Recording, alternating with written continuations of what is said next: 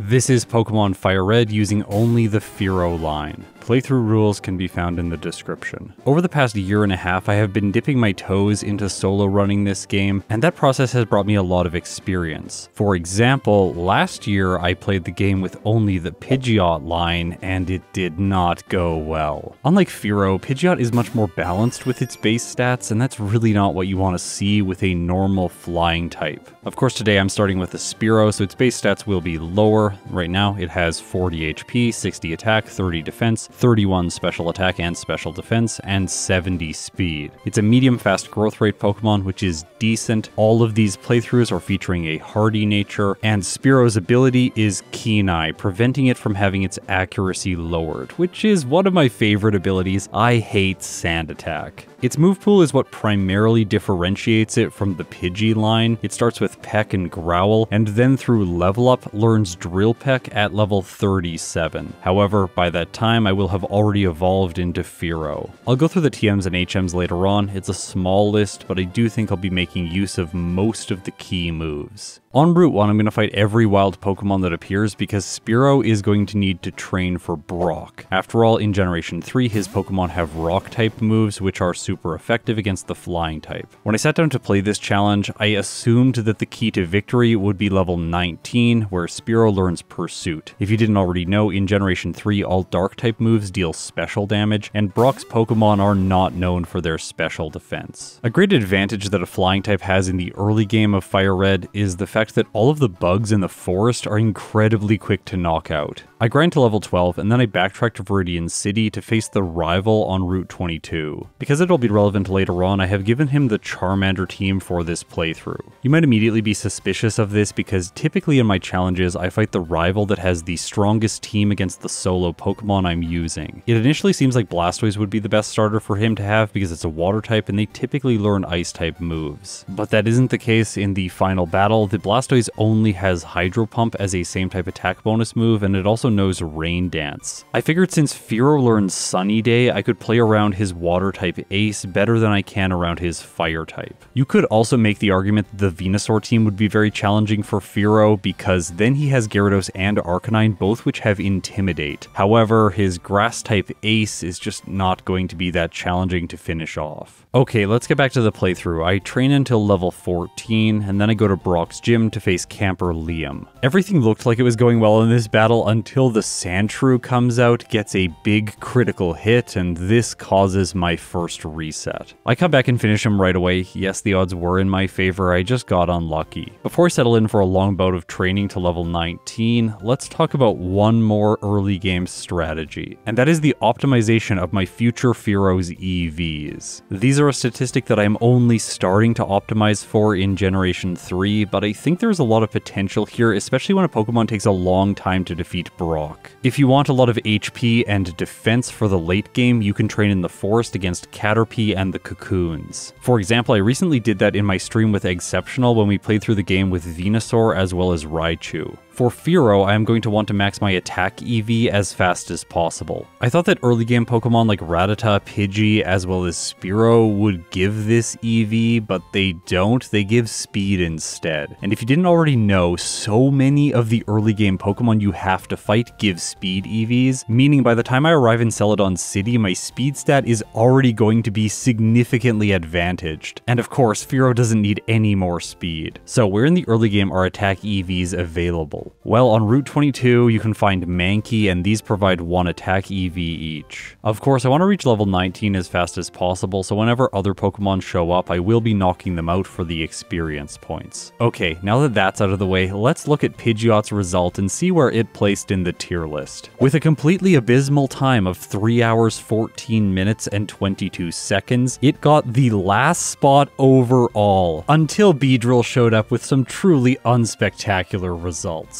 It is roughly 45 minutes slower than Raticate, over 50 minutes slower than Raichu, and more than an hour slower than Butterfree and Dragonite. Things did not go well when I used Pidgeot. I struggled significantly against Bruno during the league, and that's largely because I was forgetting that the move Steel Wing exists. I am going to be making use of it today with Fearow. Another major factor was the fact that Pidgeot needed to be level 82 to beat the game, primarily because it doesn't have any good setup moves. Since Fearow is in a similar situation, I am definitely not going to go light on my training. Of course, Fearow is a better Pokemon for a solo run, but I think there's another factor that I can put in place that is going to massively improve its results. However, I will talk about that move later on. For now, Spearow has reached level 19 and learned Pursuit. The thing is, this flying type evolves at level 20, so I decided to grind one more level to increase all of my stats. In its final form, Fearow has 65 HP, 90 attack, 65 defense, 61 special attack and special defense, and 100 speed. With my fully evolved Pokemon, I'm now ready to crush the first gym leader.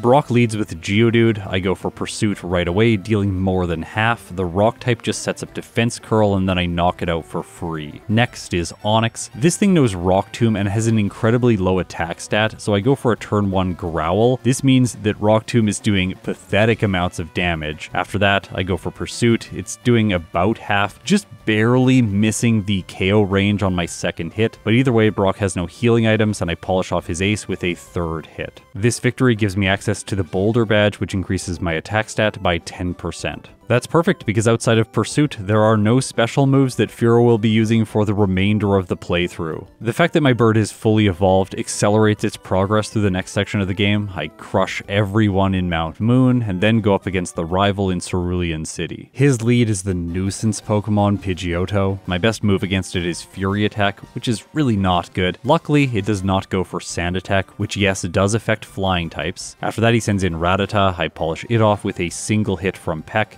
Charmander follows, only using Growl, and of course Abra is stuck using Teleport. After defeating all the trainers on Nugget Bridge, and most of them on Route 25, I fight one optional hiker, moving Camper Flint out of the way so that I can grab the TM for Secret Power. This is a much more reliable normal type move, and it is a significant increase in base power over Peck. In this case, its effective power is 105, and I think that that's all I'm going to need in order to defeat Misty.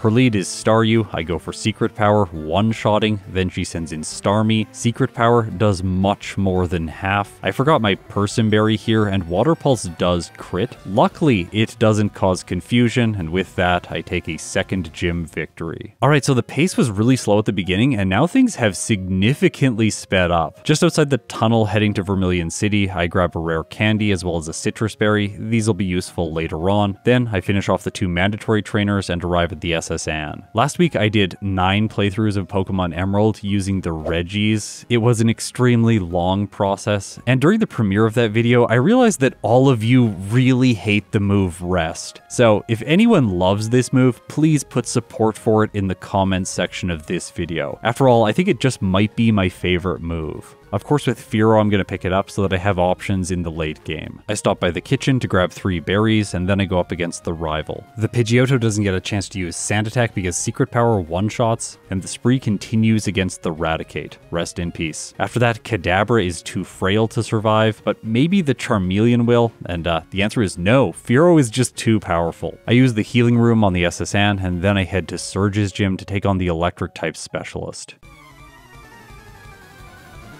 For this fight, I'm using the Cherry Berry because I'm probably going to activate Static on either the Pikachu or the Raichu. Luckily, my bird is fast, so I one-shot the Voltorb. Pikachu comes out, and I one-shot it as well. Okay, no Static, that's good. His Ace comes in, I use Secret Power. I just barely do not get the one-hit. Raichu uses Thunder Wave, my Cherry Berry cures the paralysis, and despite Surge trying to save his Pokemon with a Super Potion, Secret Power comes through, giving Fearow the win. I just want to take a small moment here to reflect on the fact that the only reset I have in this playthrough was to Camper Liam's Sandshrew. I find it really funny that a ground type was the only obstacle my flying type has faced. And things are going to get better for Fearow because once I defeat the formerly Rapping Lass Picnicker Alicia, I can pick up the TM for Aerial Ace. While this move has base 60 power, giving it an effective power of 90 after the same type attack bonus, and it also bypasses accuracy checks, I don't actually think that it's going to be useful for Fearow right now. now. After all, once I reach level 40, which is only 9 levels away, I will learn the superior Drill Peck, which has a base power of 80 and an effective power of 120. Since there's only one aerial ace TM in the entire game, I'm going to save this for later on, just in case I need to be flexible late into the run. Just before Rock Tunnel, I grab a Chesto Berry and a rare candy, and then I move through this area into what I consider to be the mid-game. The Rocket Hideout is the first place that I have to stop, and this brings with it the boss battle against Giovanni. Interestingly, I figured his Onyx would be completely incompetent, but it does know Rock Throw. Granted, I have kept Pursuit until this point, knowing that I would have to face rock types here. If you're wondering where Steel Wing is, it's in the Safari Zone, so I have to wait a little bit longer for that. Fearow takes just less than half from the Onyx, moves on to the Rhyhorn, which is not very challenging. I have a Citrus Berry healing my health, and because of that, I have green remaining for the following Kangaskhan. Before heading to Celadon City, I picked up the TM for Return, which is just south of Lavender Town, and this powerful normal type move is going to be my go-to attack for the rest of the run. It has an effective power of 123 right now, so Giovanni's ace is no match. In the department store, I pick up an additional copy of the Secret Power TM. I am starting to find that having one of these hanging around can be really helpful if you find yourself trapped in a situation. Secret Power's secondary effect is typically a 30% chance to paralyze, and that can be very useful if I'm trying to luck my way through a battle. Still, I'm hoping that this is here just for insurance and that I won't need to use it. Pokemon Tower is next. There's a rival battle here, but I have Return, so don't really know what to tell you. Gyarados does come in second. This means Fearow is intimidated, but even with his attack stat dropped, I still have more physical attack than special attack. Also, the Execute survives my attack, and it puts Fearow to sleep, but this doesn't end up mattering. I sweep through the following Kadabra and Charmeleon without incident. Now that I have access to Cycling Road, I am going to start investing my time in training. After all, Fearow recently gained access to Drill Peck, so I have more PP now for grinding. While trying to earn this experience, I fight Biker Ruben, who is the wheezing guy in Generation 1, and yeah, Fearow gets poisoned here, which ends up as a loss. Interestingly enough, blocking out here gives me access to a little bit more experience because then I can battle him again, gaining experience and EVs along the way. I polish off the remaining trainers on the route, and then I head into Fuchsia City. Okay, so now it's time to talk about the best move in FireRed, and that is Substitute. Just outside the Safari Zone, there is a move tutor who will teach your Pokemon this move once. Please let that sink in. These move tutors are single use, so once I obtain this move, I can never get it back for the remainder of the playthrough. That means essentially one of my move slots is now forever occupied, and I only have 3 others to work with. There is only one Return TM in the game, and access to the move reminder is much trickier in FireRed than it is in a game like Emerald. As a result, after I teach Fearow Steel Wing in the Safari Zone, I have what is likely going to be my final moveset: Return, Drill Peck, Substitute, and Steel Wing. Of course, the powerful flying type move trivializes Erica, so she's not a problem, and with that I get my 4th badge. I clear out the fighting dojo for extra experience, as well as most of the optional trainers in Koga's gym. And this gym battle is going to show us how fantastic Substitute is.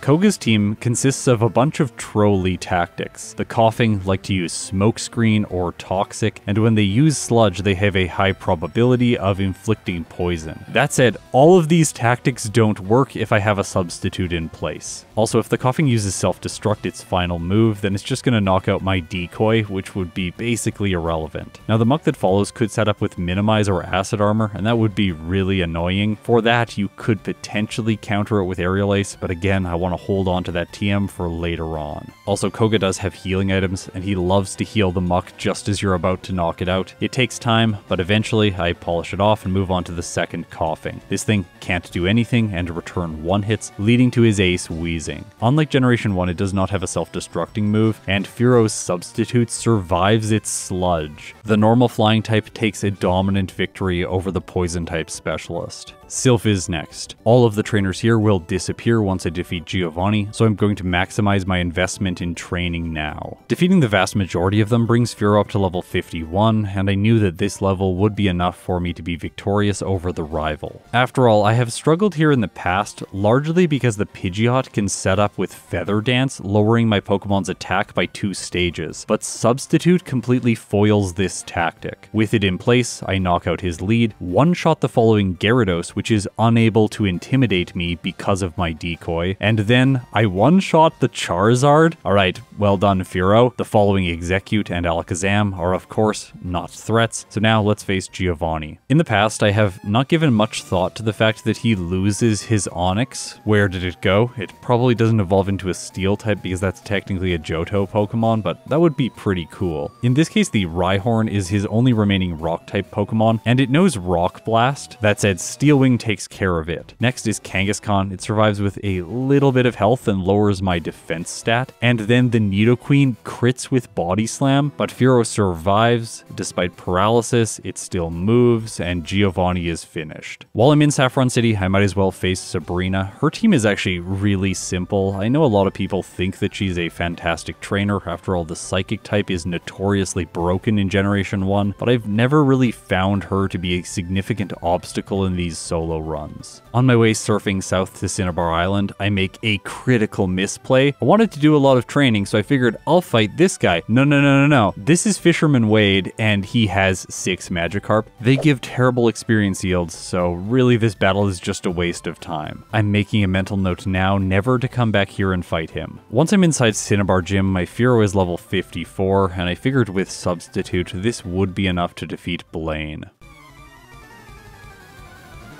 We need to talk about how his team works. His lead Pokemon is Growlithe, so I am unable to set up a substitute before it lowers my attack with Intimidate. I was hoping that I could then establish my substitute and prevent the Arcanine from getting a second Intimidate in, but that's not going to work because Fearow doesn't have a high enough special defense to prevent the Growlithe from one-shotting my substitute using Fire Blast. Due to this, I have to knock out his first 2 Pokemon with Return, and I don't have a substitute in place when Rapidash comes in. If the Growlithe was able to break my substitute with 1 hit, so will this fully evolved fire type. I go for Return, it doesn't KO. Blaine uses a Hyper Potion, giving me a chance to get a better damage roll, which I do. However, then Arcanine lowers my attack again, and without a critical hit, Return can't do enough damage. That is the first reset I've had since Camper Liam, and the first fault I have had in a major battle. When it's put in those terms, I hope we all agree that Fearow is doing very well in this run. I use the trainers in Blaine's gym for experience, taking Fearow up to level 56, and then I attempt the Fire-type Specialist again. I have a different strategy this time. One-shot the Growlithe, then set up Substitute against the Ponyta, knock it out, and move on to the Rapidash with my decoy in place. Even over a damage rounding threshold, I am not able to one-shot the Fiery Horse, so this is another loss because I don't have my Substitute in place to block the Arcanine's Intimidate. That said, even at level 54, I could get the damage range I needed to one-shot the Rapidash, so I'm gonna keep trying. This time with better damage, I pull it off. Arcanine can't intimidate me, Return does more than half to it, Substitute blocks its follow-up Fire Blast, and with that, Blaine is no more. This also means Fearow has all of its badge boosts. Just outside of the Cinnabar Gym, Bill confronts me and wants to take me to the Sevi Islands, but I'm not going with him right now because with my first playthroughs, especially the ones where I'm using Evolution and a Hardy Nature, I'm going to be ranking the Pokemon based on the time it takes them to defeat the champion the first time. That said, at the end of this video, we will be doing the League rematches just for some fun and experience. The next major battle is Giovanni. I'm just going right into this one. I don't think it's going to be a problem for Fearow because Steel Wing is going to counter out his rock types. I make a misplay at the beginning of the battle going for the super effective move right away, but I should have established Substitute because the Rhyhorn loves to use Scary Face, and that move would have completely blocked it. Either way, I eventually get set up and knock his lead out. Still, Fearow is faster than all of his other Pokemon with the exception of Dugtrio. The second Rhyhorn tries for Scary Face, which of course fails. Dugtrio then hits with Slash but doesn't break my Substitute, allowing Return to one-hit. From there, I one-hit the Nidoqueen, which is more defensive than the Nidoking, so I've earned myself the 8th badge. The rival on Route 22 is next, of course, Substitute to block Feather Dance, Return knocks the Pidgeot out, then Steel Wing to knock the Rhyhorn out over 2 turns, Drill Peck manages the Execute, and Return takes care of the Alakazam. With a Substitute in place, Intimidate is foiled, so Gyarados is no issue, and that leads to Charizard. In this case, it's just using Scary Face, so I knock it out. Alright, maybe the Charizard team was not actually the best team for Fearow to go up against. That said, I don't think his other teams would be particularly really effective here. Inside of Victory Road, I fight a total of 7 trainers because their teams are really big and they provide a lot of experience. With that training under its belt, Fearow has grown to level 63. I have a total of 12 rare candies now, so I'm going to use them before Lorelei to bring it up to level 75. Okay, I hope that this is enough for the league. Let's do it.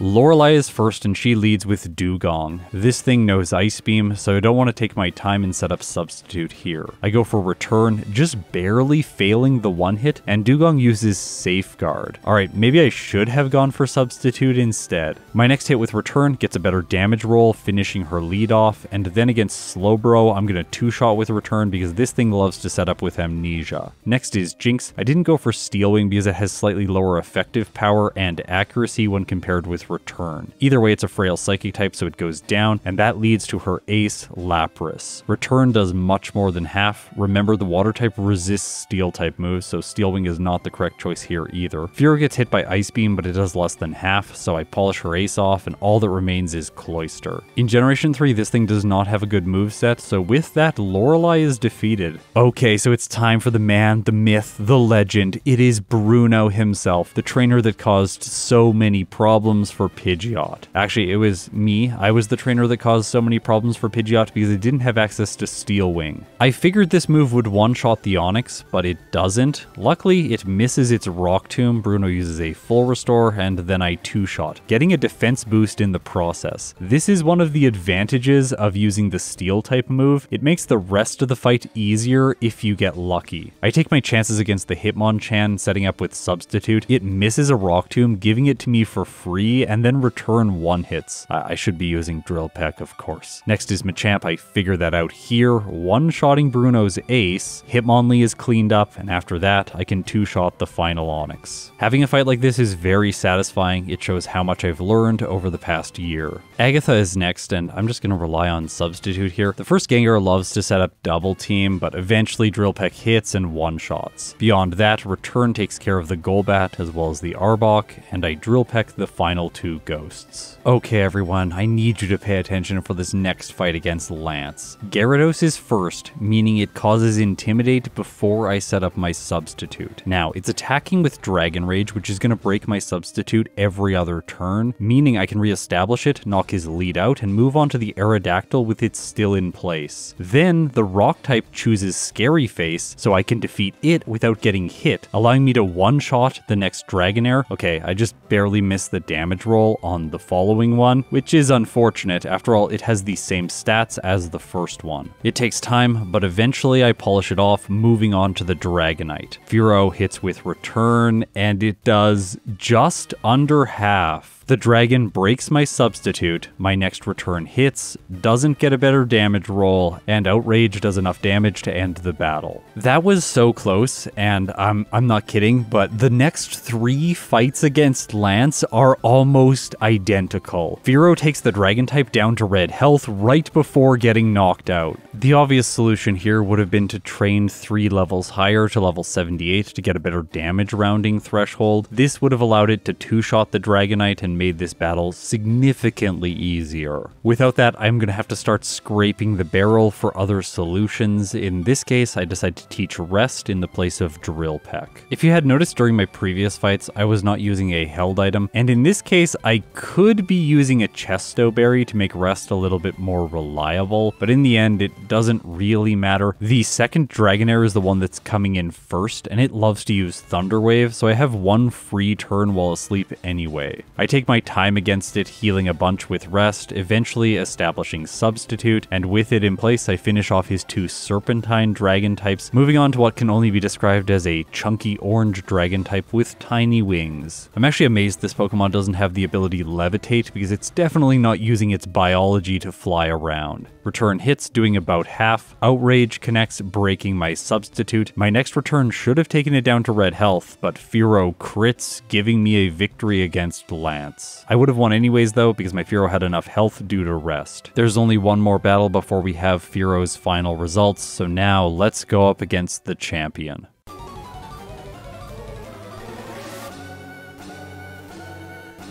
His first Pokemon is Pidgeot, as always. It tries to use Feather Dance typically, so I'm just going to set up Substitute and then knock it out using Return. I just barely don't have the damage range needed, so he uses some full restores, but I think that's an advantage for me because then he's not going to use them on more difficult Pokemon later into the battle. Next is Rhydon, and while it does no Rock Tomb, it loves to use Scary Face to mess my speed up, so I just take it out for free with Steel Wing. Return 1-shots the Alakazam, return 2-shots the Executor. By the way, Substitute in Generation 3 blocks sleep-inducing moves, so this thing cannot use Sleep Powder effectively. Because I still have my Substitute in place, Gyarados is unable to intimidate me, however, it does break the Substitute before the Charizard comes in. Return does more than half to his ace, Fire Blast does so much to Fearow, but my bird hangs on with red health and polishes the champion's final Pokemon off. With that, I have beaten FireRed with only the Fearow-line in a real time of 1 hour 34 minutes and 36 seconds, with 7 resets, 1 blackout at level 78, with a game time of 5 hours and 42 minutes. I'm gonna hold off on placing it in the tier list for now. After all, I do want to do the league rematches. I'm almost certain now of the approach I'm gonna take to obtaining the National Pokedex. It was very easy to make a small patch to the game so that Oak will just give this to me if I have 1 Pokemon registered. This way I don't have to do a significant amount of catching, but I do have to complete the Sevi Islands portion of the game. That feels a little bit more legit to me. Anyways, I'm not going to show you any of that footage today because it's largely irrelevant. Now, let's head into the league and see how these rematches go. Lorelei's up first. Her Dugong seems to like using Double Team at the beginning of this battle, so I try to set up my Substitute, but then it just immediately breaks it with Ice Beam, and Fearow is just shy of the damage range it needs to one-hit. Also, the following Cloyster now knows Ice Beam. In my second attempt against her, I don't waste time trying to set up Substitute. Instead, I just go for Return right away, critting the Dugong, allowing me to knock it out in only 1 hit, taking no damage. Following that, Return 2 hits the Cloyster. By the way, it set up Rain Dance. I guess it has this move. Why doesn't it have Hail? I'm so confused. Anyways, Piloswine's next. This thing is generally just kind of trash. Return does more than half. It misses its Blizzard, and I finish it for free. Okay, so Lorelei is completely falling apart here. I one-shot the Jinx, and then Lapras does hit with an Ice Beam, but Fearow survives, and with that, I have won. Bruno is next, and he has Steelix, which is really annoying considering my current set. I have Steel Wing and Return. I think of these two, the Steel type move is the better choice, just in case it raises my defensive stat. After all, Hitmonchan, Hitmonlee, and Machamp all have Rock Slide. I get close to knocking out his first Pokemon, but in the end, Fearow goes down. I tried this fight 3 more times, each one of them resulted in a loss, and while I'm watching this footage and doing this voiceover, it doesn't really seem like there's a good path to victory for Fearow. And yeah, that's when I want you to look at this fight, which is the 5th rematch fight against him. Even without getting a defense boost early on, I'm able to use Substitute in combination with Rest to slowly chip away at the Steelix, and this does give me a total of 2 defense boosts as I go. While Steelix was successful in dropping my speed, Fearow is incredibly fast, so this doesn't matter. With the Steel type out of the way, I can use Return to one-shot both the Hitmonchan and the Hitmonlee. Now I have low health for the Machamp, but because of the defensive boosts, I survive its Rock Slide and 2-shot. That leads to his final Steelix, and even if I have to use Struggle against this thing to polish it off, I think it's possible. I don't end up needing the typeless damage because Return is enough. Agatha is kind of annoying though. The first Gengar now knows Psychic, which can break my Substitute immediately. I end up losing this battle because it puts me to sleep with Hypnosis. In the next battle, it just puts me to sleep right away after surviving my Steel Wing. Luckily, that move is at least doing half to it. If it can use Hypnosis on the first turn, and maybe also Confuse Ray, I should be prioritizing Substitute, because I'll occasionally get it set up for free. When that happens, I polish the Gengar off, move on to the Misdreavus, and here is a small piece of Pokemon Substitute trivia. Did you know that Attract hits you even when you have a Substitute in place? Yeah, I did not know that. Anyways, that's just annoying. I do to finish the Mischievous off, but the following Gengar ends up being Fearow's undoing. I think the problem here is that I'm trying to hold on to these 4 moves. I specifically want Steel Wing for the champion's Tyranitar, and of course Return is my go-to move. I don't want to give up Substitute because it allows me to mess up the AI so significantly, so in this case, I guess the move that has to go is Rest. Remember back to when I said I was saving Aerial Ace for a moment where it would be critical? Yeah, this is that moment. Still, it doesn't have a significant damage boost when compared with Steel Wing, so I'm not really faring better in this battle. The resets stack up quickly here. By the way, they are not displaying on the overlay, that is intentional. I have a total of 8 using Aerial Ace and 1 without it before I get the luck I need to just barely scrape through the battle with 2 hit points. I use my final rare candy before Lance, bringing Fearow up to level 84. Alright, let's see how this fight goes. Something that Exceptional taught me is the fact that this Gyarados has Thunder Wave, so if I use Substitute, it is likely just going to spam this move and become completely irrelevant in the battle. Next is Kingdra, which is going to be trying to set up with Dragon Dance, but it shouldn't be able to boost its speed enough to move first against Fearow. Well, unless I barely fail the 2-hit and then he uses a full restore, taking it back to full health. Luckily with my next 2 hits, I roll better damage. Okay, time for his first Dragonite. Fearow gets a critical hit, then it's time for his Aerodactyl. It may break my Substitute with Ancient Power, but I can 2-shot utilizing Steel Wing. He only has 1 Dragonite left. It's actually his first Dragonite, the lower level one, so my return does more than half. Dragon Claw doesn't do much to Fearow, and in a rematch, I defeat Lance on my first attempt. For the champion battle, I equip a Chesto Berry, and now I'm ready to finish this run off. I'm able to one-shot the Heracross with Aerial Ace, but Steel Wing is not going to 2-hit the Tyranitar, and that's one fast reset. I try establishing Substitute before moving on to the Rock type, but this won't work because Rock Tomb just keeps breaking it. I thought maybe I could get lucky with the Heracross choosing Counter and establishing my Substitute, which does eventually happen. However, without a critical hit, it's not going to provide me an answer for the Tyranitar. I actually do get a critical hit here, which is very convenient. I move on to the Alakazam, one-shotting with Return, and then I completely fumble using Substitute on the Executor, and of course it breaks this, and then Sandstorm knocks Fearow out. Okay, so Rock Tomb breaks my Substitute, Rock Tomb breaks my Substitute, Rock Tomb breaks my Substitute again. This is getting really old. Heracross misses. Okay, that's good. I finish it off, move on to the Tyranitar again, but still I'm not doing enough damage and its Thunderbolts hit so hard. Plus, I don't really have play for the Sandstream ability. It summons a Sandstorm that lasts for an indefinite duration until the weather changes. I could have used Sunny Day to play around it, but I didn't pick up this TM earlier on into the run.